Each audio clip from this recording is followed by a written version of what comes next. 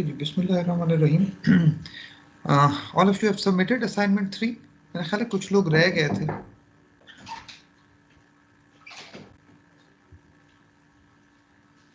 बहरहाल कल तक तो डेडलाइन थी। आई होप के जिन लोगों ने नहीं कराई वो भी जितनी जल्दी हो सकता है करा लें।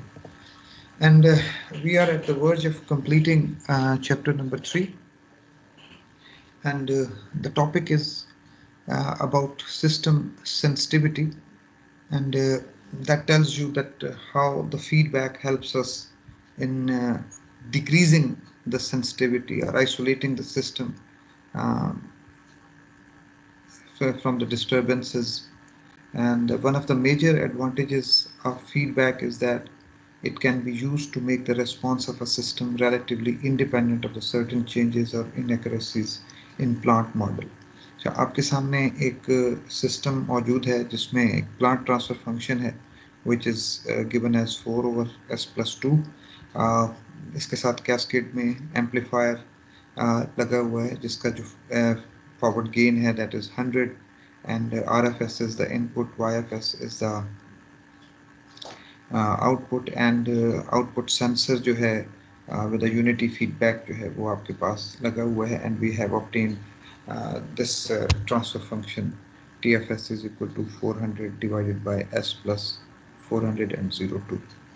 Okay, and now we are looking कि इस feedback की वजह से किस तरह से आपका सिस्टम जो है आपका जो response of the system है that becomes independent of the changes being occurred at the plant level or at the feedback level. Any questions regarding this?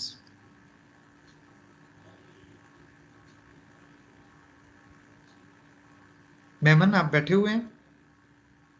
Yes, sir. जी बेटा, any question? No, sir. Okay, great. Okay, now suppose the plant parameter is wrongly modeled. Plant ये है आपका, इसमें हम देख रहे हैं कि हमारे पास S प्लस पहले था, S+2 था, यानी पोल जो है वो -2 पे लोकेटेड था।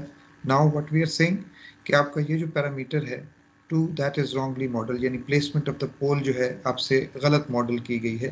सो for K1 is equal to 1 the plant is same as before, because K1 1 हो जाएगा तो आपका डिनोमिनेटर जो है प्लांट मॉडल का ट्रांसफर फंक्शन का that would be S+2 and that's the same. But for other values of K the plant pole जो है वो परटर्बेशन हो रही है, उसकी अपनी प्लेस जो है वो चेंज कर रहा है। अगर हम 50% भी इसकी नॉमिनल वैल्यू से चेंज करें, supposing that nominal value is 1, so in that case देखिए क्या फर्क पड़ता है। There are just very minor changes in your transfer function, and even if you look at the negative value of K1 for which the plant is unstable, यानी अगर K1 is equal to negative कोई value है तो उस case में आपका जो plant model है that will become negative, यानी unstable हो जाएगा because the pole will be placed in the positive S plane. But अगर आप overall transfer function को देखें सिस्टम के तो in that case that doesn't make any difference. ठीक है, तो आपका प्लांट जो ओवरऑल जो ट्रांसफर फंक्शन है that would remain stable. So in fact ये किस वजह से हो रहा है, that is because of this feedback element.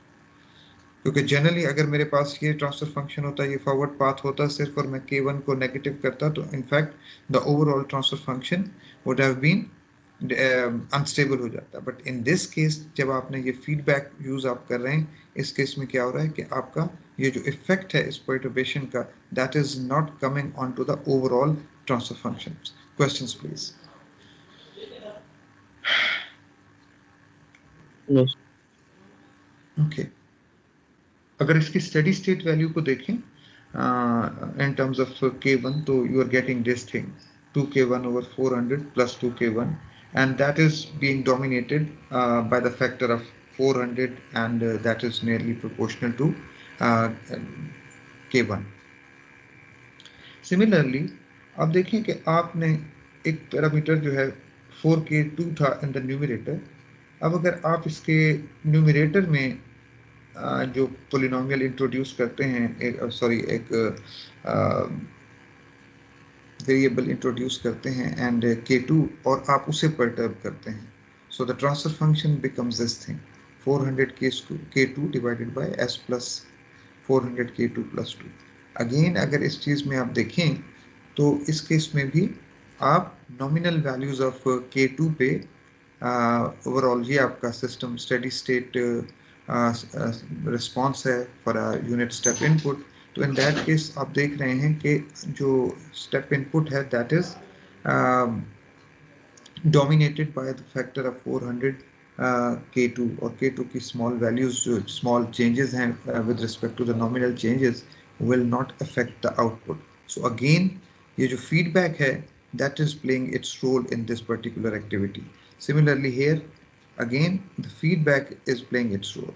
So what we said initially that one of the major advantages of the feedback is that it can be used to make the response of a system, response of the system is YFS, yeah, in terms of transfer function अगर हम बात करें तो that is TFS, relatively independent of the certain changes or inaccuracies in plant model. So इस बात का मतलब है plant model में अगर आप पोल की प्लेसमेंट में कोई फर्क पड़ जाए या आपका जो गेन पैरामीटर है प्लांट का उसमें अगर कोई परटर्बेशन हो जाए या आप रॉन्गली मॉडल करें, कुछ इनएक्यूरेसीज उनके अंदर आ जाएं, तो ओवरऑल जो आपका सिस्टम रिस्पॉन्स है that would become insensitive. Agreed? So that's the advantage of your feedback system. And now finally if you see कि आपके पास यूनिटी फीडबैक था, अब अगर आप चेंज करते हैं सेंसर गेन को, यानी पहले यूनिटी फीडबैक के साथ था या कोई भी यहाँ पे गेन फैक्टर मौजूद था for a feedback, but now what you are doing कि परटर्बेशन जो है आप लेके आ रहे हैं इस फीडबैक के अंदर। So in that case what is your transfer function? This one 400 over S plus 400 K3 plus 2. Now what is happening? That is your steady state error. Now steady state error अगर आप इन्हें पिछली दो steady state error के मुकाबले में देखें तो that is quite large because we are saying that feedback के अंदर अगर आप कोई perturbation लेके आएंगे यहाँ पे जो आपके sensor gains के अंदर, तो in that case आपकी जो स्टेप आउटपुट है, यूनिट स्टेप आउटपुट है या स्टेडी स्टेट आउटपुट है जो आपकी, that would be significantly changed as compared to any change in the parameters in your plant model. Questions please.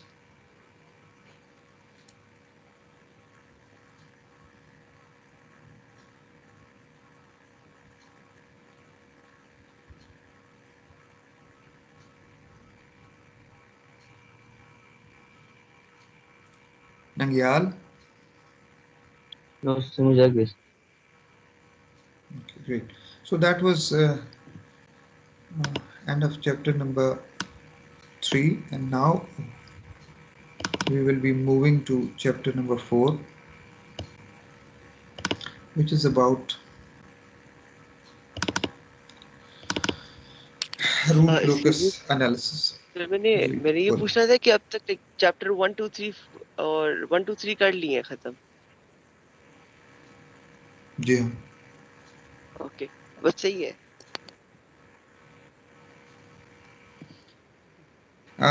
We are moving towards root locus analysis, but before directly stepping on to this topic, थोड़ी सी revision जो है वो chapter में मौजूद है, तो let's do that. That the zeros of a function are the values of the variables for which the function is zero.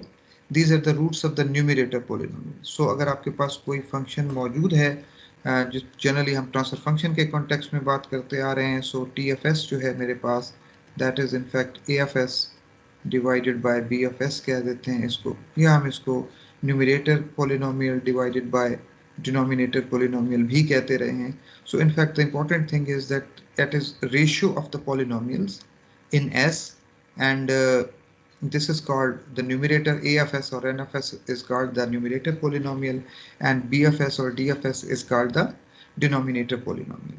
ठीक है, और the zeros of the function या zeros of the transfer function are the values of the variables for which the function is zero, and these are the roots of the numerator polynomial. So in fact अगर आप इस function को देखें तो FFS is equal to this is my numerator of S and that's my denominator of S.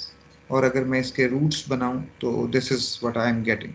So इसके पास एक real root है, दो इमेजिनरी रूट्स हैं. सिमिलरली अगर हम डिनोमिनेटर में जाएं तो हमारे पास एक रियल रूट है, बल्कि दो रियल रूट हैं, और एक हमारे पास कॉम्प्लेक्स कॉन्जुगेट पेयर है. So what will happen कि S is equal to 2 पे, what this is saying that at this value the function value is 0. If s is equal to 2 पे function value will be 0. So zeros are the locations जहाँ पे function की value या transfer function की value जो है वो 0 हो जाती है, और poles are the values जहाँ पे आपकी function की value जो है वो infinity हो जाती है. So poles of the functions are the values of the variables for which the function is infinite. So these are the roots of the denominator polynomial. यहाँ से आपको poles मिल रहे हैं और यहाँ से आपको ये जीरोस मिल रहे हैं. ओके, सो जीरोस आपके पास कहाँ पे हैं इस सिस्टम के? s इज इक्वल टू 2 पे 0 है और s is equal two plus minus j पे 0. और इसी तरह से पोल की अगर हम बात करें तो we have pole at s is equal to 0. Probably I have written it here. s is equal to 0 पे पोल है, s इज इक्वल टू, ठीक है, s is equal to 0, s is equal to -4 और s is equal to -1 plus -3j पे आपके poles मौजूद हैं. Any questions about this? In fact, we have been talking about this so many times. This should be crystal clear. ठीक है? Yes, sir.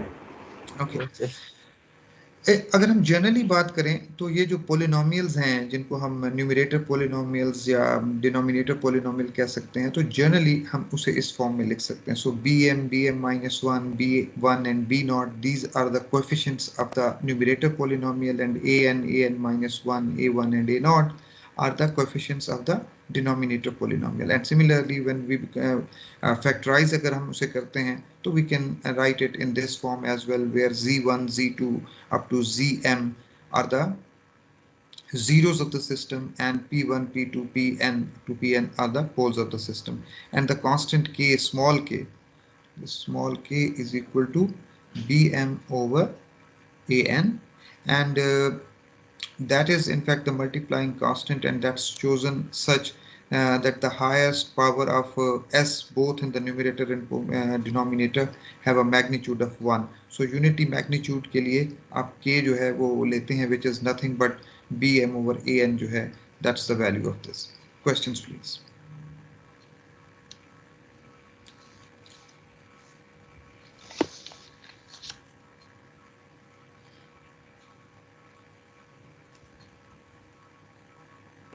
Sir, clear है. अच्छा, just pole zero plots के अगर हम कंटेक्स्ट में देखें तो you have been looking at this. कोई इसमें ऐसी बात नहीं है जिसमें कोई परेशानी हो. When poles and zeros of the functions are plotted on the complex plane, the result is a pole zero plot. So we have one function which is 4s over plus 5 divided by s cube plus 4s square plus 13s. तो in that case आपने क्या किया है, 4 common ले लिया है, and that's the k. So ये आपका bm over an था, an ऑलरेडी यहाँ पे 1 था, तो आपके पास जो k है that is 4 now, और s plus 5 over 4 और divided by this factor roots आपने बनाए हैं.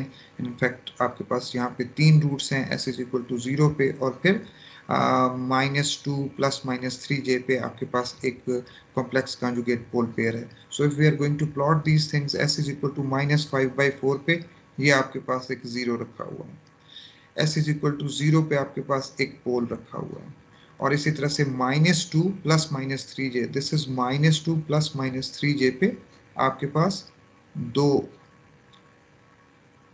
पोल्स जो हैं वो रखे हुए हैं. So that's the situation. आपके पास एक 0 है और 3 आपके पास पोल्स हैं, एंड दिस 4 जब आप पोल 0 प्लॉट बनाते हैं, सो this is a new thing for you कि जब भी आप पोल 0 प्लॉट बनाते हैं तो आप ये 4 जो है ना आप यहाँ प्लेस करते हैं. इसका एडवांटेज ये होगा कि when you will be asked to move from pole 0 plot to the transfer function, तो ये 4 जो है you will be placing it as a K, आप अपनी इक्वेशन में लगा लेंगे. Similarly, if we have this function which is -s square -4, so यहाँ से आप माइनस कॉमन ले लें, यहाँ से आप 2 कॉमन ले लें, तो -1/2 will be acting as k, और न्यूमरेटर में आपके पास s plus 2j, s minus 2j, the factors of the equation is 2 plus 4, and in the denominator the equation will be s square plus 7s plus 12, and the factors will be s plus 3 into s plus 4. So pole 0 plot की तरफ अगर जाएं तो -1/2 जो है that would be here, ये k है आपका. इसी तरह से -2j और +2j पे आपके पास जो जीरोस पड़े हुए हैं, सो this is +2j, this is -2j, ये आपके पास जीरोस हैं, एंड -3 और -4 पे आपके पास ये पोल्स जो हैं ये लोकेटेड हैं. So that's the pole 0 plot from this transfer function. Very trivial thing, of course, कोई नई चीज नहीं है. You have been working on this for last year. Signals and systems में भी देखा आपने, फिर उसके बाद DSP में भी देखा. But the only difference is that sometimes you are working on S plane and sometimes you are working in the Z plane. Any questions?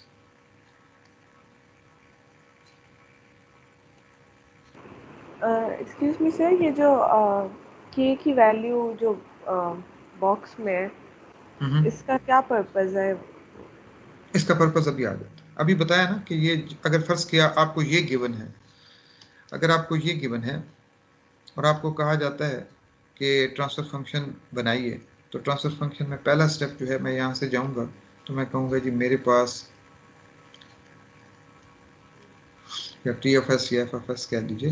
तो इन दैट केस मैं डिनोमिनेटर में मैं पोल्स को देखूंगा. मेरे पास एक पोल ओरिजिन पे है, एस हो गया. दो पोल मेरे पास -2 +-3j पे हैं, तो मैं इसको लिखूंगा कि एस है, फिर s+2 +3j है, फिर s+2 -3j है. सो पोल वाला मसला हल हो गया. उसके बाद मेरे पास एक ज़ीरो जो है वो -5/4 पे है, तो मैं लिखूंगा s+5/4. सो अगर तो मैं ये नहीं लिखता हूँ, तो in that case that would be my transfer function, and that would not giving me the true picture of what we started with. So as a result of that, ये 4 मैं उठाऊंगा और उसको यहाँ प्लेस कर दूंगा.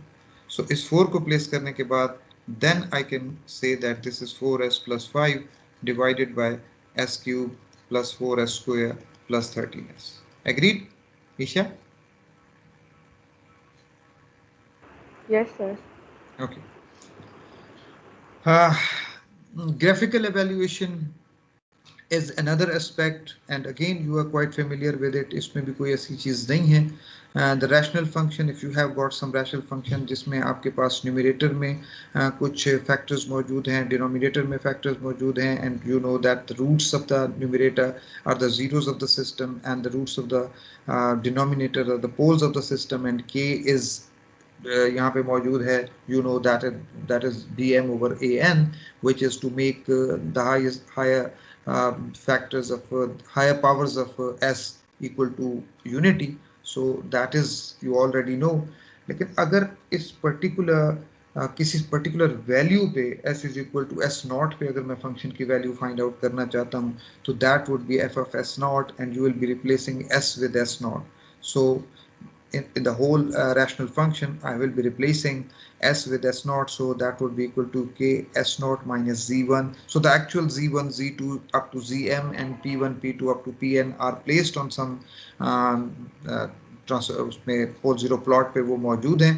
You have taken a some point which is s naught, and then you want to know what is the value of that function f of s naught. So what you will be doing, you will be replacing s with s naught, and that would be the mathematical representation of what you will be getting as f of s naught. Questions, please.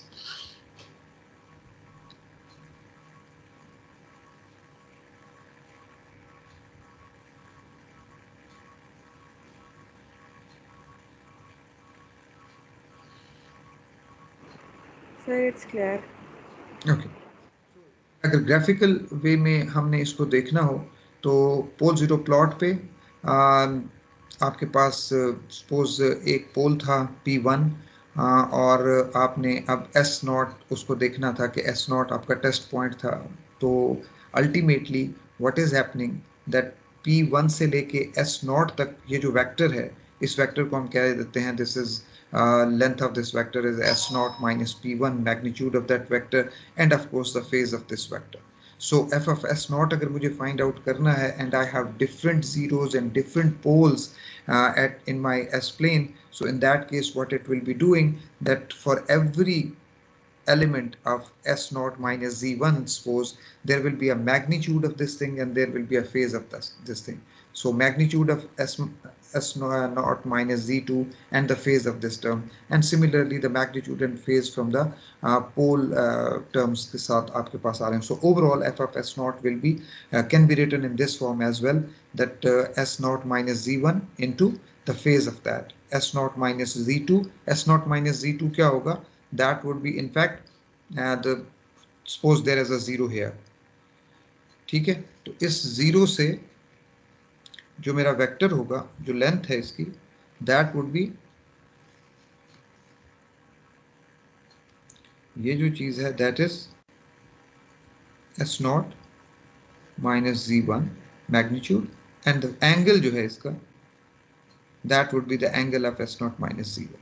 ठीक, so इसी तरह से you will be having the contribution from all the zeros and from all the poles up to the point, the test point S0, and as a result of that you will be evaluating your function graphically. So that's called the graphical evaluation. Questions please.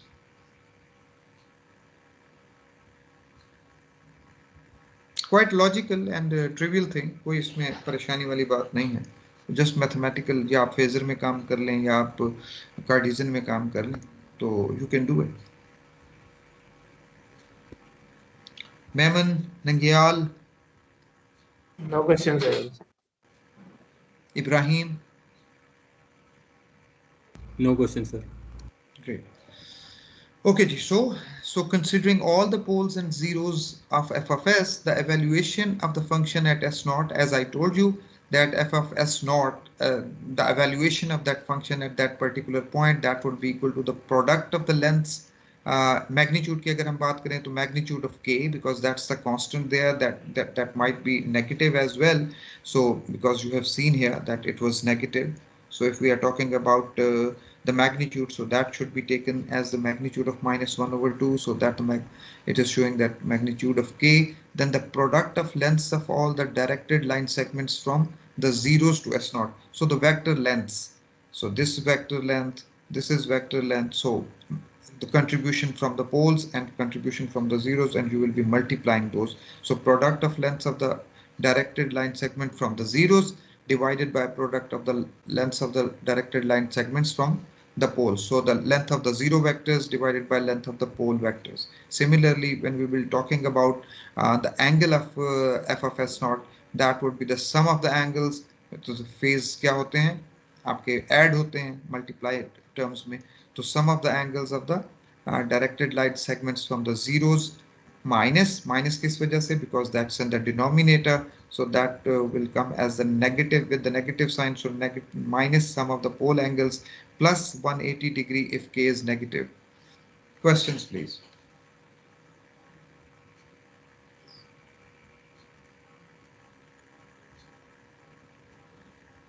Yes.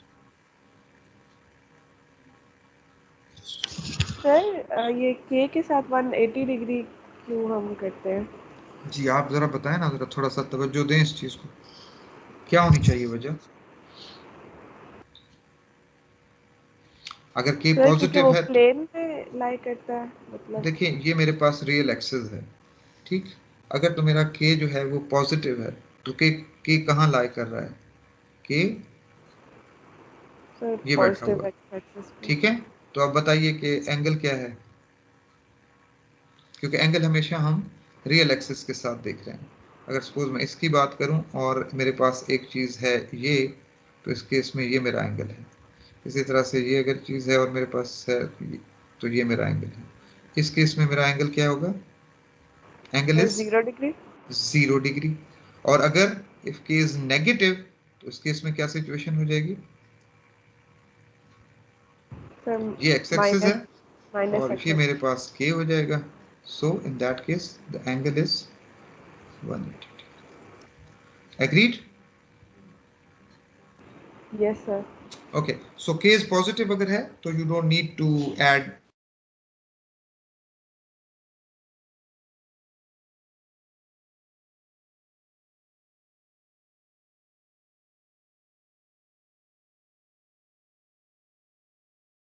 So just an example from this graphical evaluation.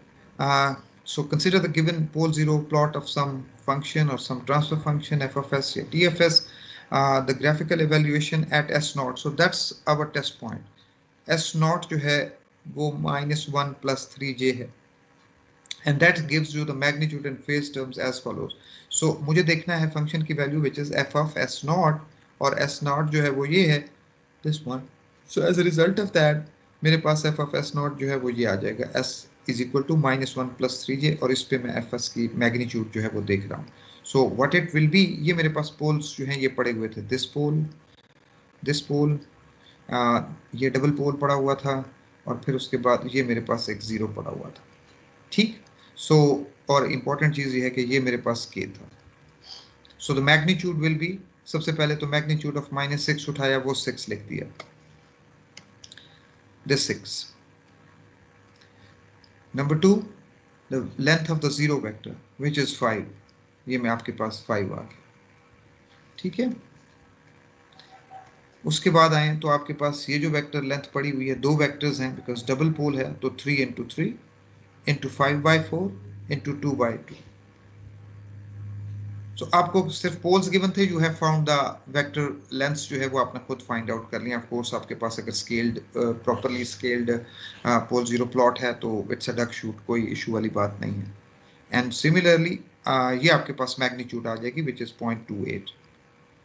ठीक है, और if you are interested in the angle of this point, तो in that case the angle is zero vector का angle, क्योंकि इस vector का angle जो है दैट इज आपके पास क्या होना चाहिए, 180। ये आपके पास 1 ऐड किया हुआ है because that was negative sign आ रहा था।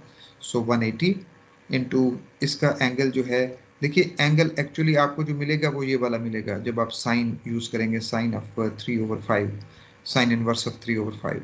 But you have to find this angle which will be, जो भी आप फाइंड करेंगे, suppose this is theta, so 180 minus theta जो है that would be 143 degree. Counter clockwise में आप जाएंगे from the positive axis, from the real axis. ठीक, so 143 is the angle here, then all the angles will be subtracted because it's in the denominator।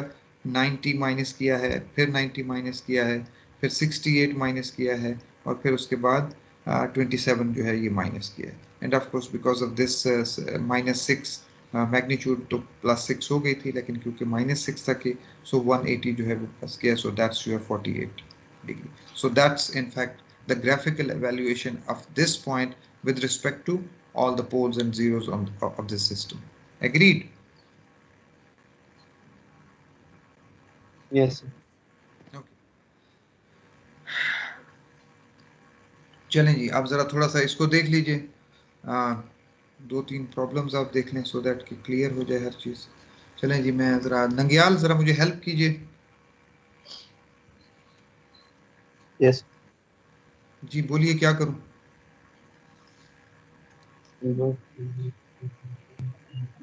Poles and zeros की value बताइए।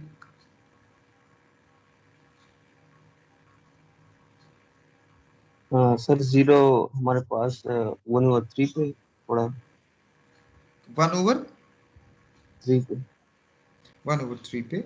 Why 1/3? Because you have converted this into this thing कि आपने 3 common ले लिया है, 1 minus, sorry, s minus 1/3 and divided by yes. s plus 2। Now it's a duck shoot, कोई इसमें मसले वाली बात नहीं है। This is 1/3 पे आपके पास एक 0 पड़ा हुआ है, और उसके बाद पोल है आपके पास एक s is equal to 0 पे, s is equal to -2 पे दूसरा पोल है।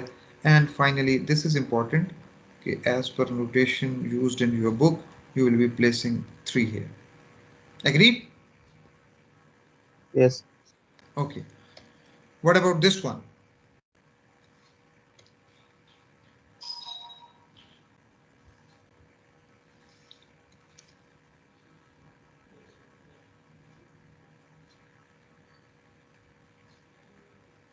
जल्दी जल्दी, कौन सी ऐसी बात है इसमें?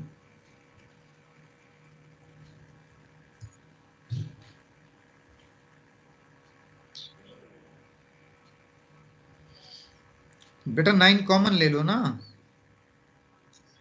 Yes, sir. It will be s square over into 1 plus 9, and of course हम इसको डायरेक्ट सॉल्व तो इस तरह नहीं कर सकते, but it is double poles हैं आपके पास, डबल कॉम्प्लेक्स कॉन्जुगेट पेयर है, तो it is in fact s plus, यहाँ पे अंदर आप इसको सॉल्व कर सकते हैं, s प्लस 4 प्लस j और s प्लस 4 माइनस j, और इसका जो है फिर स्क्वायर हो रहा है। So as a result of that what's happening, मेरे पास इसको अगर हम देखें तो दैट वुड बी 9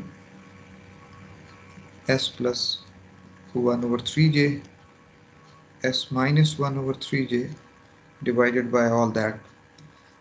ठीक, सो इस बात का मतलब है कि आपके पास 1/3j पे आपके पास एक पोल है, सॉरी 0 है,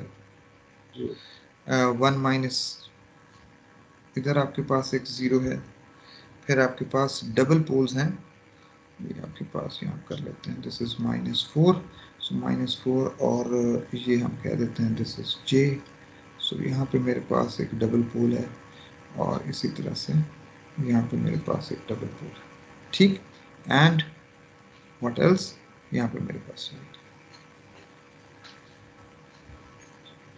एग्रीड? Yes sir.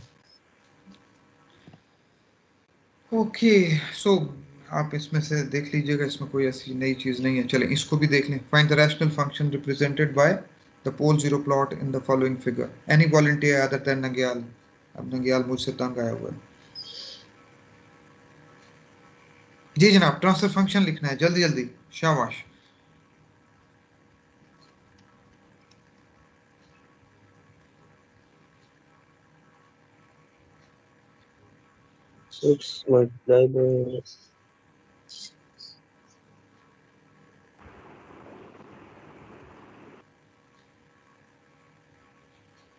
सभी सो रहे हो? Sir s+1 + 3j। ये न्यूमरेटर में बता रही हैं? यस सर, जीरोस के लिए।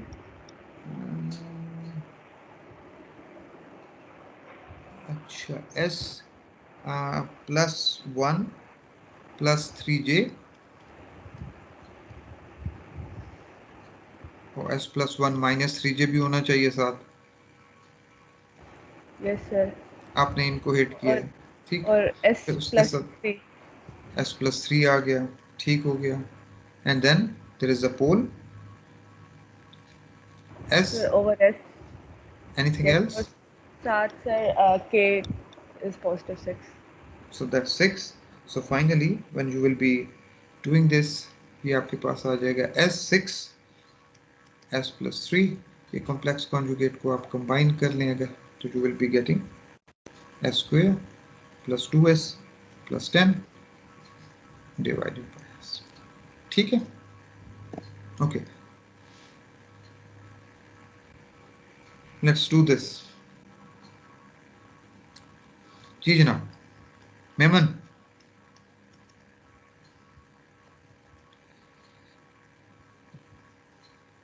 So इसमें the constant है 2/3। Okay, sir sir good. जो जीरोस है सर वो ये 15 पे पड़े हैं, +15j और -15j पे पड़ा है। Yes sir. और सर इसमें सर पोल सर एक कॉम्प्लेक्स कॉन्जुगेट है और सर दो रियल इसको डबल तो पोल। करवा दो, कंप्लीट तो कर दो ना बेटा, ये तो पढ़े हैं, ये तो मैंने बता दिया, मैं इधर क्या करूं? सर इसमें सर s ±15 से सर ये 15 × 15 225 होता है। यस ओके, आगे चलो। सर पोल सर दो कॉम्प्लेक्स पोल सर -20 -10 + 20 से। सो s +10 + 20j, और s +10 -20 से। s +10 -20j, what else? और सर s +30 फिर से डबल पोल स्क्वायर आ जाएगा। s +30 square. So finally your system will be 2/3 s² + 225 divided by s +30 square, and that is s² + 20 s + 500. So that's your system. Okay, now sketch the pole zero plot for the following function, then graphically evaluate the function at the indicated value of the variable s. जी जनाब, Halima, are you sitting?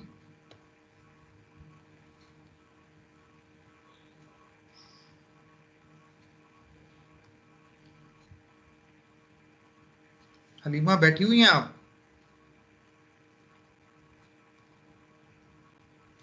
चलें, हलीमा नहीं है। Ibrahim, yes sir. What to do बेटा, क्या करें? Sir सबसे पहले 10 mention कर देंगे सर, वो साइड के ऊपर जो हमारे पास कांस्टेंट है सर। ठीक है, कर दिया बेटा। सर एक हमारा नेगेटिव हाफ प्लेन में 2 के ऊपर एक 0 है सर हमारा। ये जनाब मेरे पास यहाँ नेगेटिव हाफ नहीं है, ये पॉजिटिव यस सर, हाफ है। सॉरी पॉजिटिव हाफ में। ये मेरे पास एक 0 आ गया। What else? Sir negative half plane में हमारे पास 2 पोल्स हैं सर, एक 2 के ऊपर है और एक -1 के ऊपर है सर। -1 पे और एक -2 पे, ये 2 पोल्स आ गए। अब बताएं क्या करना है, मुझे क्या फाइंड आउट करना है? सर जे ओमेगा एक्सिस के ऊपर 3 को अगर हम पॉइंट को मार्क कर देंगे और सर फिर हम सारों का जो है हाइपोटेन्यूज जो है सर उसको हम कैलकुलेट कर लेंगे पाइथागोरस से। This is 1, this is 2 and this is 3। So 3J जो है दैट्स माय टेस्ट पॉइंट, ये मेरा टेस्ट पॉइंट है, ठीक। And what I have to do, I have to find out f of s is equal to 3J, magnitude इसका find out करना है। And what else,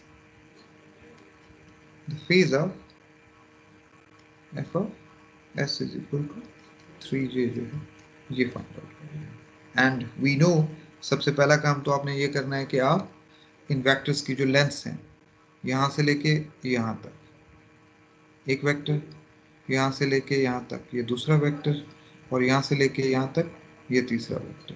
and now you can calculate the lengths, कोई मसले वाली बात नहीं है। सो this is one vector, this is second, this is third. Suppose मैं इसे कहता हूँ this is P1, this is P2 because these are associated with the poles. इसको मैं कह देता हूँ this is my Z1 and what will be the magnitude? Okay, यहाँ कर लेते हैं। That would be in fact 10 because that 10 is here.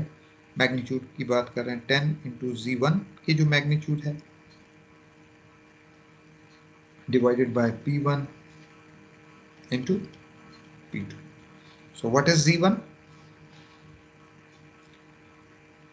Sir, √13. √13, great. So that's equal to √13 will be 3.6, ठीक। और फिर उसके बाद P1 same sir, same, so that is 3.6 as well, and P2 √10 sir, √10 which is 3.16. okay, so finally the magnitude will be equal to f of जो भी है आपके पास s is equal to 3J, इसकी magnitude जो है that is equal to 10 into 3.6 into 3.6 multiplied by 3.16, and as a result of that you are getting as 3.16, something like that. ठीक होगी बात? yes sir. ओके अच्छा, अब जब फेज की बात होगी तो फेज में आपने क्या करना है, द फेज ऑफ न्यूमरेटर, या इसका फेज 0 है, 10 है, पॉजिटिव है, तो इसका फेज तो 0 हो गया। अब इसका फेज क्या है, ये वाला फेज, ये phase, this one positive real axis के साथ जो काउंटर क्लॉकवाइज डायरेक्शन में, minus this one minus this one. So as a result of that ये वाले फेज जब आप फाइंड आउट करेंगे तो you will be getting angle of f of s is equal to plus 3J, that would be equal to angle of Z1 minus angle of P1 minus angle of P2. So ये different angles आप find out करेंगे। So any questions, any confusions, please ask.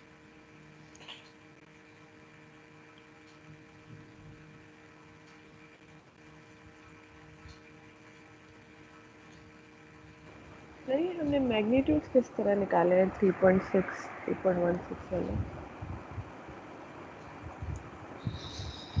क्या हो गया, Pythagorean theorem use किया है। So it is 1 2 3, okay sir, ठीक है ठीक है ना, 3 स्क्वायर प्लस ये 3 square plus 2 square that would be equal to Z1। इसी तरह से P1 भी यही है, 3 स्क्वायर प्लस 2 स्क्वायर और P2 जो है that is -1 square plus 3 square. The distance of the vector from the pole to the test point. ये मेरा टेस्ट पॉइंट है, ये जो 3s is equal to 3j test point था मेरा, that is the test point. ठीक है? Yes, sir. Okay. Okay. So that was in fact जो अभी तक हमने ये drill problems इससे associated हैं, आप कर लीजिएगा. So now the actual thing starts, and I would request all of you to pay special attention to this topic, because the next chapter, chapter number 4, which we are in, and the chapter number 5, that is about the root locus. What is root locus, किस तरह से हम इस root locus को design करते हैं, और फिर किस तरह से हम अपने एनालिसिस करते हैं उस root locus की बेसिस पे जो हम किसी सिस्टम का बनाते हैं, and on the basis of that जो भी स्पेसिफिकेशन अगर हमारे पास हो तो रूट locus की मदद से हम किस तरह से अपना कंट्रोल सिस्टम जो है वो डिजाइन करते हैं. Very important. Of course all your previous knowledge of previous chapters जो हैं 1, 2, 3 that would be used, और फिर कुछ नई चीज़ें भी उसमें आ रही होंगी. सो आंखें और कान खुले रखने की ज़रूरत है, एंड आई वुड सजेस्ट कि थोड़ी सी तवज्जो जो है इसमें आप ज़रा इसको इम्प्रूव करें, अपनी तवज्जो. ओके जी, बिस्मिल्लाह. Root locus for feedback system, and this is just the definition. The root locus for a feedback system is the path traced by the roots of the characteristic polynomial as some parameter is varied. Okay, so सबसे पहली बात तो ये है कि characteristic polynomial के बारे में आपको पता है. Characteristic polynomial is in fact what? That is the denominator of your transfer function, of the closed loop transfer function. अगर आप इस system को देखें, the input is RFS, YFS आपकी output है, HFS is the आपका transmittance है आपकी feedback path की, GFS is the transmittance of your plant, K is the controller का gain है. So that's the simple, आपके पास एक feedback system मौजूद है. तो इसमें जो आपका transfer function है that is KGS over, now this is important that this K is different, this is capital K, that is the system parameter है. और अगर आप इन K's की बात करें तो that these K's जो थे, ये जो आपको K is equal to 10 नजर आ रहा है, this is a small K, and that was equal to BM divided by A, and that was just a constant. ठीक, और ये जो चीज है आपके पास ये सिस्टम पैरामीटर है. सो इस बात का जरूर ज़हन में रखना है, that is capital K. Okay, so ये आपके पास क्लोज लूप ट्रांसफर फंक्शन है, and that's your characteristic polynomial. You know it from your knowledge of the previous chapters.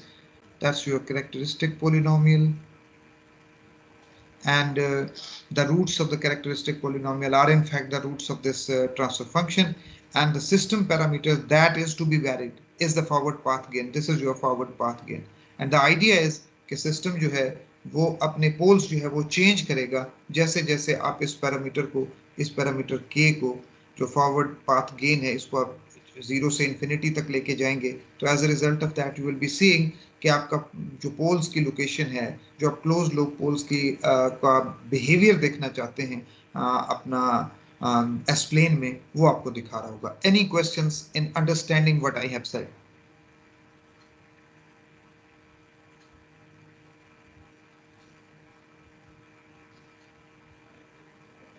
Sir जो डेफिनेशन में लिखा हुआ है path traced by the root of the characteristic polynomial, sir इसका क्या मतलब है सर? पाथ ट्रेस, पाथ का मतलब लोकस है ना, लोकस का मतलब है पाथ, जो भी पाथ बनाएगा पोल कहीं से कहीं जाते हुए, तो that is this is your path.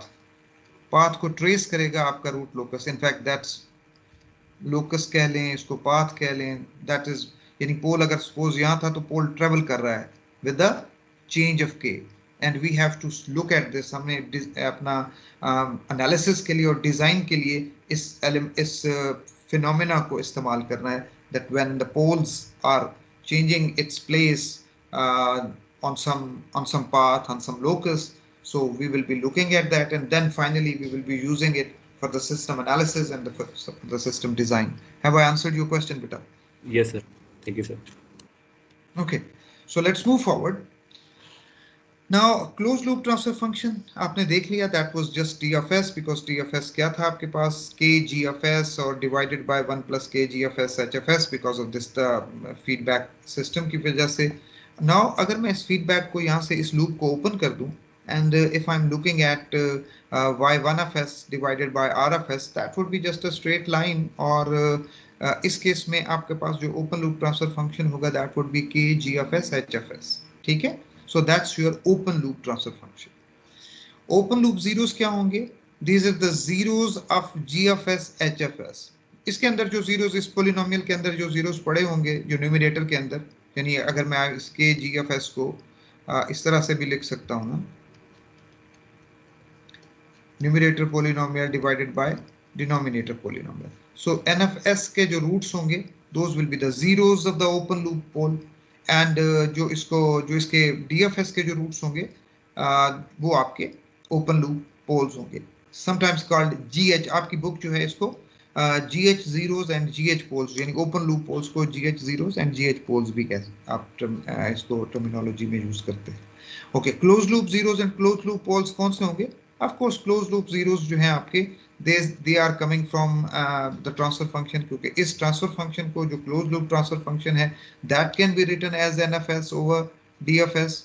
Numerator polynomial भी है, डिनोमिनेटर पोलिनोमियल भी है, जो कि यहाँ से आप देख रहे हैं। तो जो न्यूमरेटर पोलिनोमियल के रूट्स हैं वो जीरोस हैं, और जो डिनोमिनेटर पोलिनोमियल के रूट्स हैं these are poles of the close loop system. Any questions regarding this?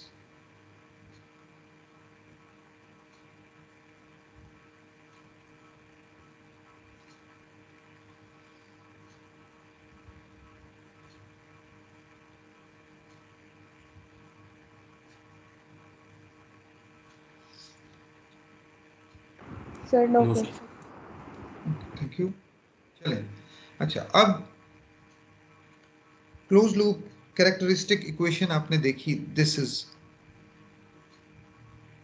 ये आपका कैरेक्टरिस्टिक पोलिनोमियल था, this is your characteristic equation. जब आप इस पोलिनोमियल को जीरो को इक्वेट करते हैं तो यहां से आपको जो भी रूट्स मिलते हैं these are in fact poles of the close loop system.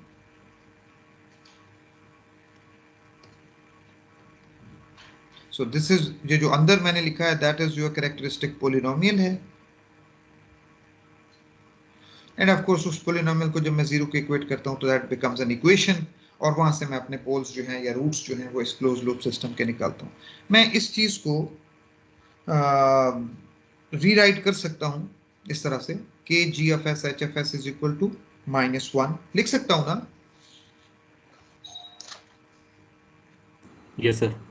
So any value of s which satisfies this equation, यानी k g of s h of s, अब आपको पता है कि any value of s, suppose s naught is some value and I am interested in looking at the magnitude of this thing, so what I will be doing, k g of s naught h of s naught, and if that satisfied this equal to -1, what does it mean? इस बात का मतलब ये है कि ये आपका close loop पोल है। कोई भी पॉइंट जो कि आपने एस प्लेन पे पड़ा हुआ है और जो इस इक्वेशन को सेटिस्फाई कर रहा है, इस बात का मतलब यह है कि वो आपका क्लोज लूप पोल है। एग्रीड?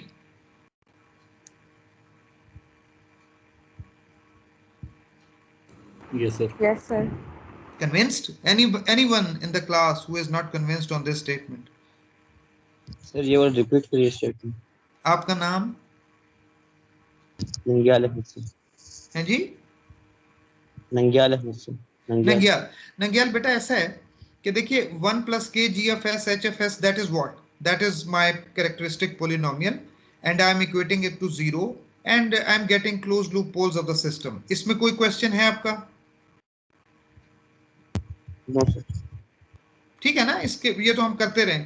अब सिर्फ मैंने इसी इक्वेशन को रीराइट किया है, k g of s h of s is equal to -1, ठीक। And now I am saying कि कोई भी मेरा s is equal to something, anything on my s plane, अगर मैं वो पॉइंट उठाता हूं और वो पॉइंट इस इक्वेशन को सेटिस्फाई करता है तो that would be my close loop pole, because ये मेरी जो इक्वेशन है ये मुझे क्लोज लूप पोल ही दे रही है ना।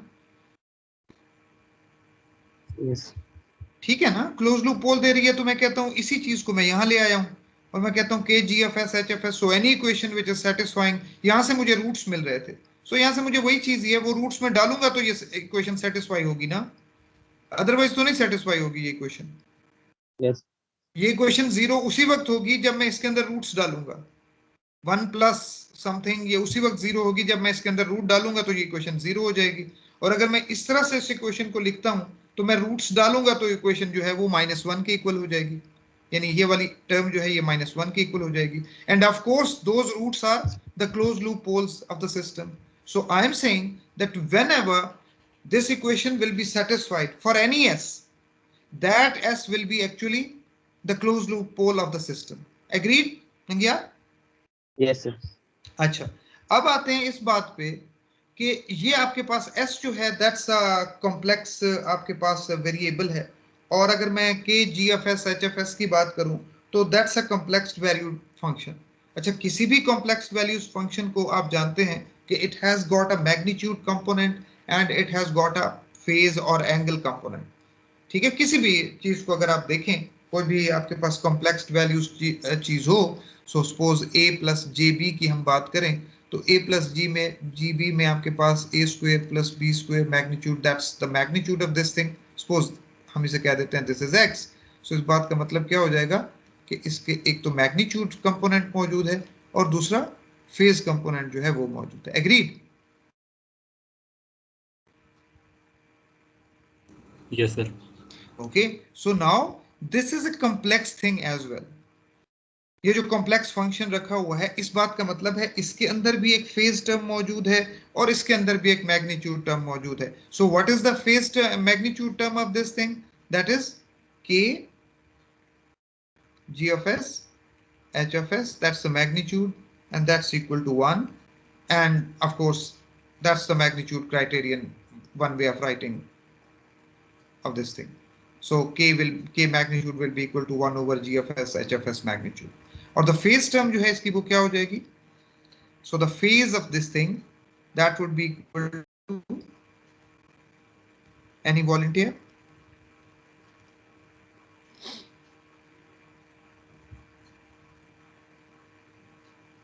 -1 है, अभी थोड़ी देर पहले बात हुई है। 180 degree 180 degree, and in fact into 2i plus 1, all or odd multiples of that.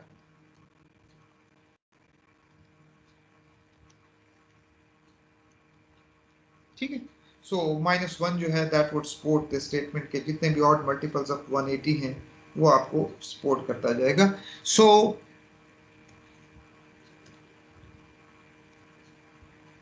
again we were saying that any s which satisfies this equation, that would be the closed loop pole of the system. So now we are saying that if anything, if any s value that is satisfying the magnitude criteria and that's satisfying the angle criteria, that would be the closed loop pole. ठीक, so for anything to be called a closed loop pole, that should satisfy the magnitude criterion and the angle criterion. Any questions?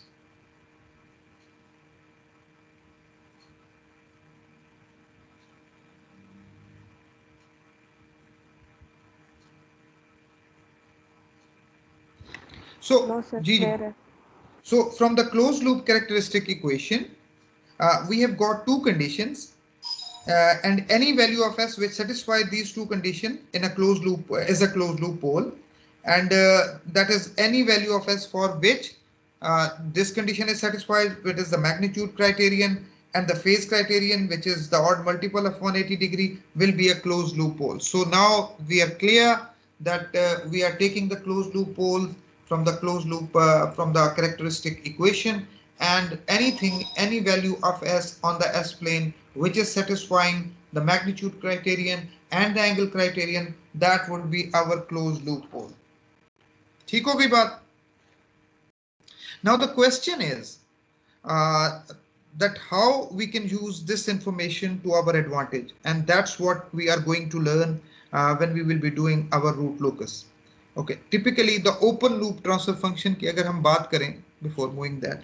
So open loop अगर transfer function की बात करें तो open loop transfer function जो है वो क्या चीज था? ओपन लूप ट्रांसफर फंक्शन क्या है जी? एनीवन जिसको याद हो?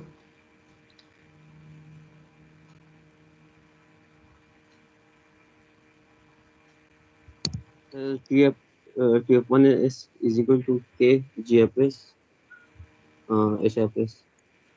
So open loop transfer function was K GFS HFS, and we can write it in this form that this is K S plus Z inverse S plus Z2 and something S plus ZM S plus P1 S plus P2 S plus Pn, and minus Z1 minus Z2 minus Zm are the zeros of the system, and minus P1 minus P2 and minus Pn are the poles of the system. And what we are interested in, अब जरा गौर कीजिएगा, ये मेरे पास characteristic polynomial था for a close loop system, और इसके बारे में मैंने कहा कि ये इक्वेशन सेटिस्फाई होगी तो वो क्लोज लूप होगा. बट इसको जरा गौर से देखिए, ये क्या चीज है? That is the open loop transfer function. ये open loop transfer function है. So when अगर इसी इक्वेशन को हम देखें कि जब आपके पास चलें उसके पे बाद में आते हैं. So how would the closed loop pole changes as k is varied? So let's consider the scenario when k is greater than equal to 0. We will be initially we will start with k is greater than equal to 0, and in fact 0 doesn't make any sense because 0 करेंगे तो आपकी सारी कहानी खत्म हो जाएगी. So we are talking in a limiting sense that k is approaching to 0 and k is approaching to infinity. Say tending to 0 and tending to infinity के context में हम बात कर रहे होंगे. So now we will be looking into the steps involved in the construction of the root locus plot, and we will be discussing the intuitive understanding of those steps rather than proving each and every step. So first thing to note is that root locus will have n branches. क्यों n branches होंगी? जरा इस चीज को गौर से देखिए और बताइए कि n branches क्यों होंगी.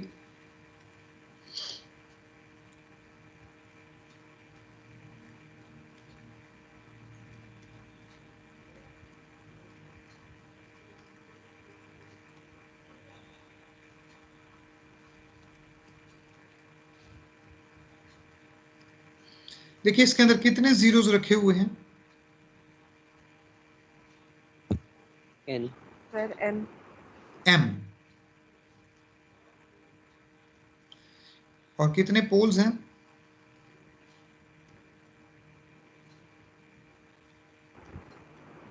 Sir n poles. N poles. And we have said in the statement of the root locus that root locus for a feedback system is the path traced by the roots of the characteristic polynomial as some parameter is varied. So इस बात का मतलब है जितने भी मेरे पास roots होंगे, जितने भी रूट्स हैं मेरे, मुझे उन तमाम रूट्स को उनके पाथ्स को देखना है. So that's why I am saying जो मेरा original final root locus plot होगा उसके अंदर कितनी ब्रांचेस होंगी. सपोज मेरे पास अगर 2 रूट्स पड़े हुए हैं, सो 2 रूट्स का मतलब ये है कि मेरे पास जो भी है इसका ट्रेस देखना होगा मुझे और इसका ट्रेस देखना होगा मुझे. मैंने ऐसे आर्बिट्रेरी बना दी हैं. सो दो मेरे पास इस तरह के ट्रेसेस मौजूद होंगे. So that's why I am saying that root locus will have n branches, because अगर 2 पोल हैं तो 2 ब्रांचेस होंगी, अगर 3 पोल हैं तो 3 ब्रांचेस होंगी. क्लियर हो गई बात ये? सो ये बात ज़हन में रखनी है कि मेरे पास n ब्रांचेस हैं according to number of poles. ठीक? Yes. Okay. Now the question arises that how do we plot these n branches, and by and large we will be seeing that this angle condition, ये जो चीज आपको नजर आ रही है, ये angle condition जो है or the phase condition will be helping us in plotting all these traces, all these branches. But before going into this process of root locus construction, we make a simple example, उस example को हम start करेंगे और उसी के साथ different steps जो हैं वो देखते चले जाएंगे, सो दैट कि हमारी अंडरस्टैंडिंग जो है वो बेहतर हो जाए। सपोज मैं स्टार्ट करता हूं एक सिंपल एग्जांपल से in the context of root locus, and I am saying that K G of S HFS जो है which is my open loop transfer function, and that is what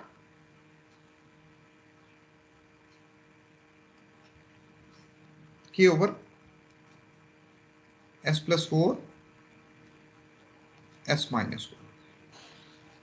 और in fact अगर हम देखें तो ये K जो है ये आपका प्रोपोर्शनल कंट्रोलर का फॉरवर्ड पाथ गेन ही, इसको समझ लीजिए। So open loop transfer function मेरे पास ये मौजूद है। N क्या है जी इसमें?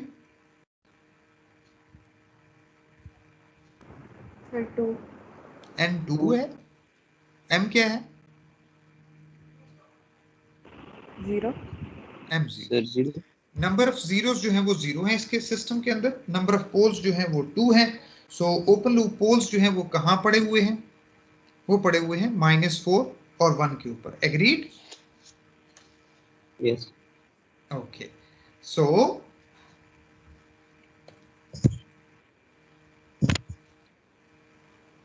अगर मैं ओपन लूप पोल्स की बात करूं तो मेरे पास एक पोल जो है वो पड़ा हुआ है -4 पे, और एक पोल मेरा पड़ा हुआ है 1 पे। और सपोज मैं ओपन लूप जीरोस मेरे पास कोई है नहीं, and suppose we take some test point जिसको मैं कहता हूं that is ST, that's my test point. तो इस टेस्ट पॉइंट तक मैं देखना चाहता हूं कि क्या ये मेरे रूट लोकस पे होगा या नहीं। तो क्या करूं मैं, क्या करना चाहिए मुझे?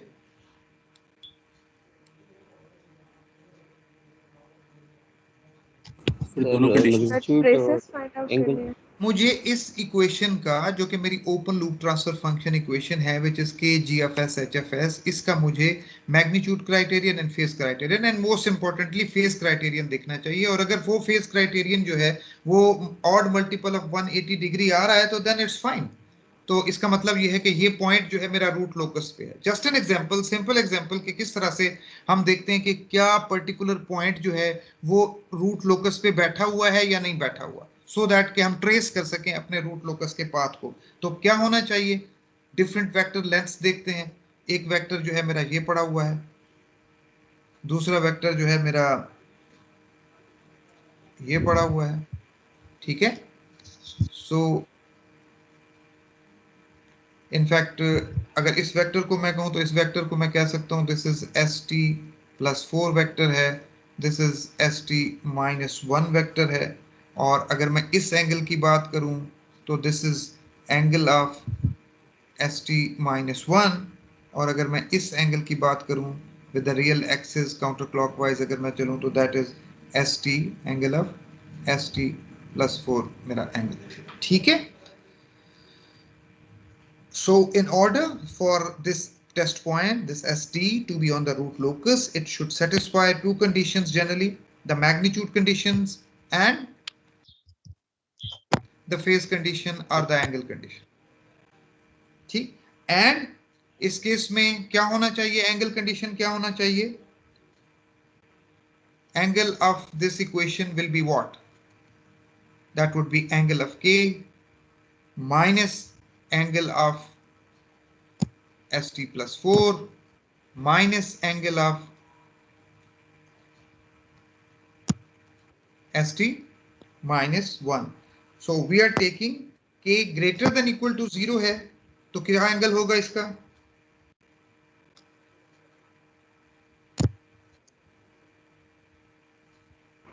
सर 0। इसका एंगल तो हो गया 0। So lying on the positive axis है, so it will be, there will be no contribution from here। इस particular example के केस में बात कर रहे हैं, so this is 0 because that's lying on the positive axis। now what about ST + 4 और दूसरों के एंगल की अगर हम बात करें तो you can find it out and finally you will be saying that this is 0। इसको मैं कह देता हूं this is suppose θ1 और इसको मैं कह देता हूं this is suppose θ2। so finally मुझे देखना ये होगा कि -θ1 - θ2 if this is equal to odd multiple of 180 degree, या मैं ये कहूँ कि this is equal to 180 into 2k plus 1, if this is the case, I will be saying that this ST is located on the root locus. Any questions regarding this concept?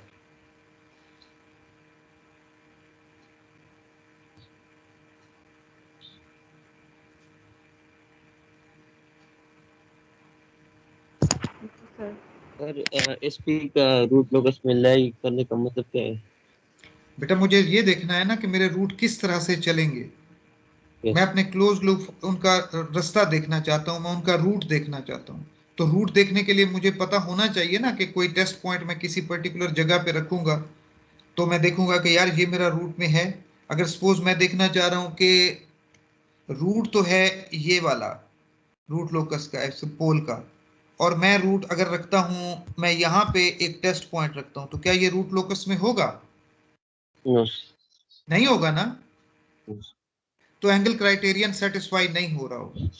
So the points जो कि मेरे उसके अंदर नहीं होंगे, satisfy angle criterion को नहीं कर रहे होंगे, वो रूट लोकस में नहीं होंगे। या in other words, for different value of positive K वो मेरे क्लोज लूप पोल्स नहीं होंगे, because we have said already that anything which is satisfying this equation, any value of s that is satisfying this equation, वो क्या चीज है?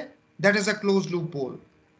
So अगर वो closed loop pole नहीं है तो of course वो उसके लोकस पे भी नहीं है। लोकस पे वही चीजें, रूट के लोकस पे वही आ रही हैं जो कि क्लोज लूप पोल है। सो एक्चुअली ये जो पोल अगर आप देखें, आपने कहा ये ओपन लूप पोल्स हैं, ये पोल्स हैं K G F S H F S के। व्हेन के टेंड्स टू 0 तो आप यहां बैठे होते हैं, और जब k इंफिनिटी की तरफ चलता है तो आप 0 की तरफ चलते हैं। We will be talking about those, but वो सारे के सारे जो हैं वो क्लोज लूप पोल्स हैं, because k tends to infinity, जब 0 पे जाता है तो आपका जो क्लोज लूप पोल है वो इनफैक्ट ओपन लूप पोल की तरफ बढ़ रहा है। ठीक है, so now we will be talking about this thing.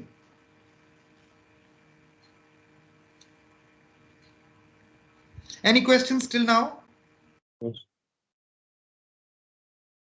बाकी सारे सो रहे हैं। इब्राहिम किधर है? मेमन किधर है? यस सर, समझ आ रही है सर। यस सर, समझ आ रही है सर। 2 इब्राहिम है, दूसरा इब्राहिम किधर है?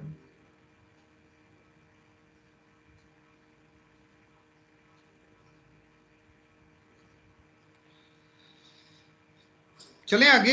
अच्छा, मुझे जब टाइम हो जाए, मुझे क्योंकि पिछली दफा भी आपने यही कहा था कि टाइम हो गया है और फिर बाकी मसले मसाइल ना हो, तो आपके क्लास का टाइम है क्या वो मुझे बता दीजिए। सीआर बैठे हुए हैं? सीआर बैठे हुए हैं? Yes sir. यार तू तो इतना चुप चुप रहता है, तू जरा इन्वॉल्व हो जाया कर यार। सर टाइम का आप कह रहे थे? टाइम सर 11:40 है। सबसे ज्यादा रिस्पॉन्सिव तो मेरा बच्चा आपको होना चाहिए। आप बिल्कुल इतने, बाकी क्लासेस में भी इसी तरह चुप चुप रहते हैं या मेरे साथ स्पेशल मेहरबानी है? नहीं सर, सारी क्लासेस में ऐसा ही है। नहीं, आप जरा इन्वॉल्व रहा करें। आपको सीआर बनाया है क्लास ने, थोड़ा सा इन्वॉल्व रहा करें। अगर मुझे आपने कोई भी कम्युनिकेट करना हो बात तो आपके थ्रू होनी चाहिए ना। Yes sir. Okay, so now we will be moving towards the step involved in constructing of the root locus. 5 minute दे लेते हैं, फिर उसके बाद हम इसको, अभी मेरा ख्याल है वैसे टाइम जो है ना वो है 11:25 है। We have 15 minutes. Okay, so we are considering a closed loop negative feedback system with characteristic equation। अगर मैं कहूँ तो वो characteristic equation क्या होगी? So that's my, अगर ये open loop मेरे पास ट्रांसफर फंक्शन है तो अगर मैं कैरेक्टरिस्टिक इक्वेशन को लिखना चाहूं तो वो क्या होगी? सीआर याद है कुछ? यार जल्दी जल्दी बताया करो ना, तो फिर कोई ऐसा जवाब ना देने में ना कोई मसला नहीं, लेकिन खामोशी में मसला है। वो जरा थोड़ा इन्वॉल्व हो जाए। जी सीआर ज़हन में आ रहा है कुछ? नहीं सर। ये क्या चीज है? 1 plus k, 1 plus k, that would be your characteristic equation, rather characteristic polynomial. So इसके अंदर भी मैं 1 प्लस कर दूं तो that would be your characteristic polynomial, ठीक है, जिसमें -z1 -z2 -zm are the zeros of the system, -p1 -p2 -pn are the poles of the system. So गौर कीजिए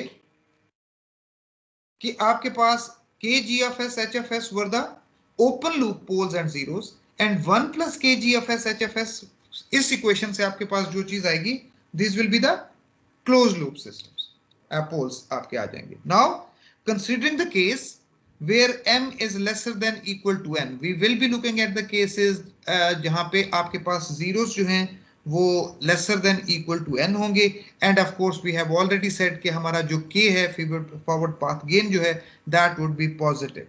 Okay, now we will be going to the first part कि loci branches या loci branches जो है वो क्या है, it is in fact the plural of the locus.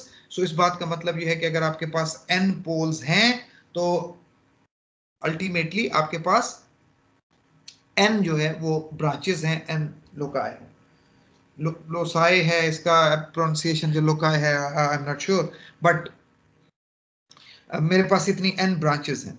So the branches of the locus are continuous curves that start at each of the n poles of GH poles, open loop n poles से start करेंगे for k is equal to 0. In fact k tending to 0 पे आपके पास जो चीज भी पड़ी होगी ओपन लूप पोल्स पे वो एक्चुअली आपका बन जाएगा क्लोज लूप पोल, और फिर आहिस्ता आहिस्ता वहां से आप उठेंगे and you will be terminating at k is equal to infinity to m zeros of the GH, यानी m ओपन लूप जीरोस पे आप ब्रेक कर रहे होंगे। थिंक अबाउट इट, ऐसा क्यों है?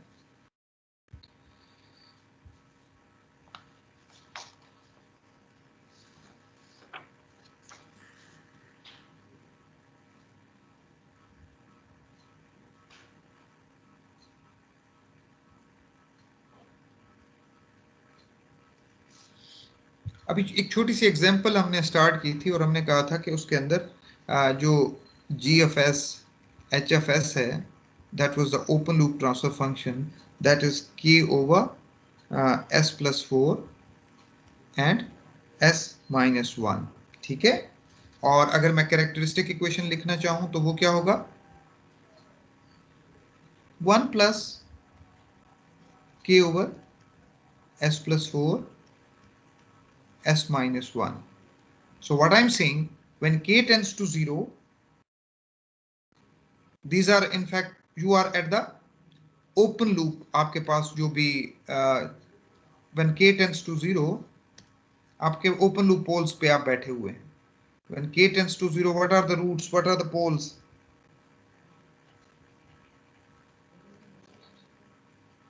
-4 and +1. What are these? These are the open loop poles. और जैसे जैसे k बढ़ता चला जाता है, यहां से आपको क्या मिलता है, एक्चुअली अगर आप यहां देखें तो कैरेक्टरिस्टिक इक्वेशन के कॉन्टेक्स्ट में s plus 4 s minus 1 plus k and equal to 0, that's your characteristic equation, and for different values of k you will be getting the closed loop poles, and of course the closed loop pole will be the path of the, जैसे जैसे आपको k की different values के लिए different poles मिलते चले जाएंगे, that would be in fact your path of the or locus of that particular pole. Any questions? Sir ये जो अभी अपनी k टेंड्स टू 0 सर जो आपने बात की सर, ये सर इसको अगर आप रिपीट कर दें सर एक दफा। बेटा ये आपके पास ओपन लूप ट्रांसफर फंक्शन है which we have decided for our example के लिए, k divided by s plus 4 into s minus 1। इसमें कोई क्वेश्चन है आपका? No sir. वहां से हमने कहा कि ये मेरी कैरेक्टरिस्टिक इक्वेशन है, इसमें कोई प्रॉब्लम है? No sir. Okay, when k tends to 0, what happens? Sir k जब टेंड करेगा 0 की तरफ, फिर तो सर ये सारी टर्म पूरी फ्रैक्शन ही खत्म नहीं हो जाएगी sir? s plus 4 s minus 1 plus k is equal to 0। जब k 0 पे है तो आपके रूट्स क्या हैं? सर -4 और +1 आ जाएगा, राइट सर? और इनफैक्ट ये पोल्स जो हैं ये ओपन लूप पोल्स हैं। Yes sir. इसी क्वेश्चन से ले रहा हूँ ना। Yes sir, yes sir. यहाँ से भी नजर आ रहे थे ना -4 और +1 पे, ठीक है Yes, ना, sir. टेंडिंग टू 0 पे यही वाले पोल थे। सो अब मेरे पास ये यहाँ से स्टार्ट करूंगा मैं, और जैसे जैसे k की वैल्यू चेंज होती जाएगी, क्या ये पोल बैठे रहेंगे +4 -4 और +1 पे k की डिफरेंट वैल्यूज के लिए? क्या ये बैठे रहेंगे? नो सर, चेंज होंगे। चेंज हो जाएंगे ना, because this is what, this is s² plus 3s -4 plus k, ये वाली सिचुएशन है। सो k की वैल्यू अगर 10 होती है तो ये इक्वेशन बन जाएगी s² plus 3s minus 14। k की वैल्यू अगर 15 होती है तो ये इक्वेशन हो जाएगी s² plus 3s minus 19। So of course roots change होते जा रहे हैं, रूट्स चेंज होते जा रहे हैं तो पोल्स की लोकेशन बदलती जा रही है। एंड इनफैक्ट ये सारे क्लोज लूप पोल्स हैं because that is my characteristic equation. ठीक, आपने ओपन लूप पोल से स्टार्ट किया है and you are moving towards open loop zeros. We will talk about that कि वो क्यों है, बट आर यू कन्विंस्ड कि ओपन लूप पोल्स जो हैं जब k टेंड्स टू 0 कर रहा है तो आप ओपन लूप पोल्स पे हैं, लेकिन जैसे ही k की वैल्यू 0 से बढ़ना शुरू होती है, in fact these are my close loop poles and they are travelling somewhere. Yes sir. ठीक है, और किसी को भी ये इस कॉन्सेप्ट में कोई प्रॉब्लम हो तो प्लीज आस्क।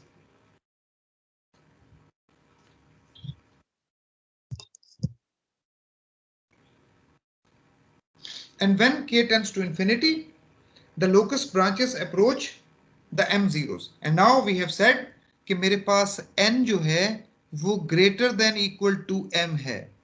ठीक, so n branches start हो रही हैं और k is equal to 0 पे, और k is equal to infinity पे वो m branches पे end हो रही हैं।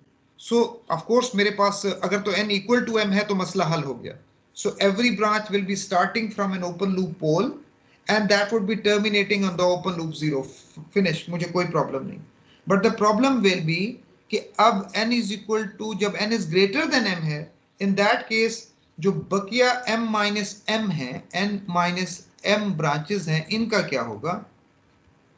क्योंकि ये स्टार्ट तो हो गई थी n पोल से, अब इन्होंने कहीं ना कहीं टर्मिनेट होना है।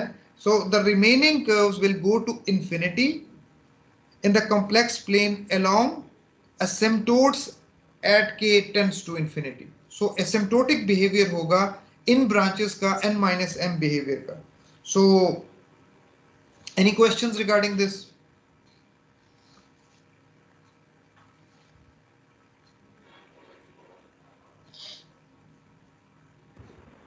No sir.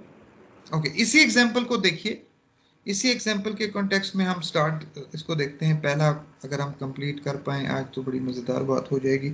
सो मेरे पास ये इमेजिनरी एक्सिस है, ये रियल एक्सिस है, that is in fact sigma, that is j omega axis, this is my s plane. मेरे पास जो पोल्स हैं वो -4 पे एक पोल पड़ा हुआ है और दूसरा पोल जो है वो मेरा +1 पे पड़ा हुआ है। ठीक है, और अब मैं देखना चाह रहा हूं कि जो मेरा रूल 1 है वो कहता है कि 2 ब्रांचेस होंगी because n is equal to 2 है। इनफैक्ट 2 पोल्स है मेरे पास ओपन लूप। ठीक, सो 2 ओपन लूप पोल्स हैं तो मेरे पास n ब्रांचेस होनी चाहिए। रियल एक्सिस पे मेरे पोल्स पड़े हुए हैं तो and they will be starting from -4 and +1। यानी हो सकता है कि अब मेरे जो पोल्स स्टार्ट करें, इसको थोड़ा सा अगर हम बोल्ड कर लें, ग्रीन करके बोल्ड कर लें, सपोज हो सकता है कि मेरा पोल इस तरह से स्टार्ट करे। ठीक, ये मेरा लोकस है।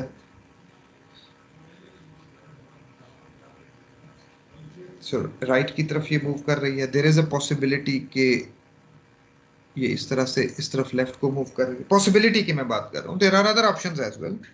ठीक, so right now I am saying कि एक जो s-4 वाला पोल है वो राइट की तरफ मूव कर रहा है और जो s+1 वाला है वो लेफ्ट की तरफ मूव कर रहा है ऑन द रियल एक्सिस। सबसे पहला क्वेश्चन कि भाई ये इस तरफ क्यों नहीं जा रहा? क्या वजह आपके दिमाग में आती है? सर टुवर्ड्स जीरो जाएंगे। s इज इक्वल टू 0 है सर, हमने s की कोई स्पेसिफिक वैल्यू नहीं ली। एस की मुझे समझ नहीं आ रही बात। एस की कोई स्पेसिफिक वैल्यू नहीं ली से क्या मतलब? यानी टेस्ट पॉइंट की बात कर रहे हैं? यस, टेस्ट पॉइंट जो s टेस्ट नॉट पॉइंट तो आपको समझाने के लिए था ना, अब हर वक्त टेस्ट पॉइंट थोड़ी लेते रहेंगे। चले वो ले लेंगे, लेकिन इस वक्त जो कॉन्सेप्ट है वो जरा समझने की कोशिश कीजिए। मैं ये कह रहा हूं कि रूट जो है वो ग्रीन पाथ क्यों है, क्यों होना चाहिए, और ब्लू क्यों नहीं होना चाहिए। सबसे इंपॉर्टेंट चीज तो ये है, मेरा ब्लू नहीं हो सकता, मैं कहता हूं नहीं हो सकता, उसकी क्या वजह है? देखिए अगर तो मैं, हाँ बोले बोले बोले, शाबाश। सर जो लुकाई हैं वो जीरोस पे एंड होंगे, तो हमारा जीरो सर ओरिजिन पे पड़ा है। अभी हमारे पास जीरो ओरिजिन पे नहीं है, ये डीएसपी वाली सिचुएशन नहीं है that the transfer function will be like this, it is not like this. इसलिए जरा थोड़ा सा टाइम के लिए अपने डीएसपी वाले इस कॉन्सेप्ट को थोड़ा भूल जाइए, ठीक है? For a causal stable system, number of poles and number of zeros को जो हम इक्वल करते थे, और जो पोल्स जो हैं या जीरोस जो हैं वो हम ओरिजिन पे बिठा देते थे, उस चीज को थोड़ा भूल जाइए। Right now our system is k over s plus 4 s minus 1. There are two poles and there are no zeros in it. Agreed, beta? Yes sir. Okay, so we are starting from -4, which is an open loop pole, and we are starting from open loop pole which is located at +1, and we are moving towards right or left. But one thing is for sure, that we cannot move in the direction of this blue line. Why not? Because देखिए इस case में आप क्या कर रहे हैं, we will be making the root as complex, और complex root अगर होगा तो complex root के लिए conjugate pair मौजूद होना चाहिए, और conjugate pair अगर मौजूद नहीं होगा तो आपका जो differential equation है that would be having imaginary coefficients which we don't want. क्योंकि यहाँ पे सिंगल पोल था, तो या सिंगल पोल की सूरत में या तो ये ऊपर जाएगा या नीचे जाएगा, which is not recommended, because in that case you will be having only imaginary poles. There will be no complex conjugate pair of that, and as a result of that the imaginary component will be coming in the coefficients of the differential equation, which is not recommended. Agreed, beta? So blue path जो है that is not recommended, not required. Sir ये सिर्फ इस example के लिए? हर example के लिए। जब भी आपके पास कोई सिंगल पोल है, रियल एक्सिस पे पड़ा है, और उसका रूट आप देखने के लिए जा रहे हैं, तो वो किसी भी सूरत में सिंगल पोल जो है वो आपका कॉम्प्लेक्स प्लेन की तरफ नहीं जाएगा। सिंगल पोल, डबल पोल जा सकता है, because double pole complex conjugate pair बना सकता है, ठीक है ना? Yes sir. किसी भी सिचुएशन में जो भी आपका रियल पोल है, so there is a possibility of opting this blue line or blue path if we have repeating roots at s is equal to -4 to make them complex conjugate pair. Now the second question is why the locus is moving towards the right, और भाई इस तरफ क्यों नहीं move कर रहा, या इस तरफ मूव क्यों नहीं कर रहा? क्या आइडिया हो सकता है, क्या वजह है, और मैंने क्यों इस ग्रीन पाथ को ऑप्ट किया है? Again, the answer to this is from the angle condition. Suppose we take a path, we take a test point at this particular, ये मेरा test point है, s is equal to -6 पे, -6 पे angle criterion मेरा क्या था? Angle criterion था मेरा, एंगल जो भी था, एंगल GFS HFS का जो एंगल था, that was what? Angle of k, यहाँ पे k भी था, so angle of k that was in fact equal to 0 minus θ1 minus θ2। जी जनाब, क्या एंगल्स हैं मेरे? θ1 क्या एंगल है?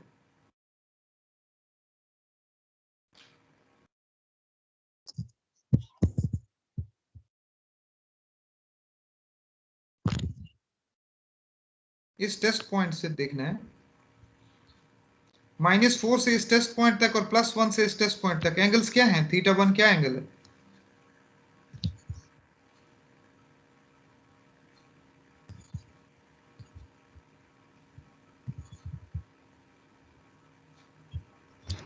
-2 एंगल 0 बेटा एक चीज ये रखी हुई है, ये वेक्टर है मेरा, इस वेक्टर को देखो, इसका एंगल क्या है? This is my sir 180 degree 180 degree. And what about this angle +1 से? सर इसका भी 180 degree. Great, 180 degrees. So the overall angle of this test point will be equal to -360 degree. Does it satisfy the angle criterion?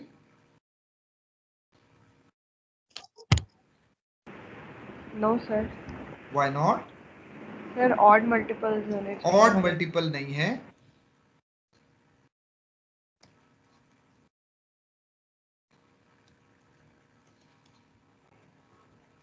No, because it's not odd multiple. So what does it mean? That S is equal to -6 test point is not on the root locus. So that's why I'm not moving this way. But if you will take any test point on this path, you will be seeing कि ये वाला सारा path जो है that would be on the root locus. So that's why I am moving towards this way. Understood?